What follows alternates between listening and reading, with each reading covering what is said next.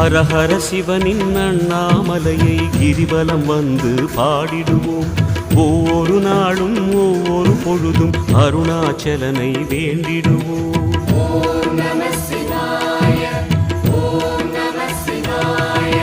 ஹர ஹர சிவனின் அண்ணாமலையை கிரிவலம் வந்து பாடிடுவோம்.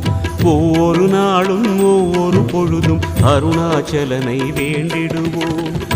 ஒளியின் வடிவமாம் சிவனின் ரூபமே, உயிரின் மூலமாம் ஹரனின் நாமமே, வரமே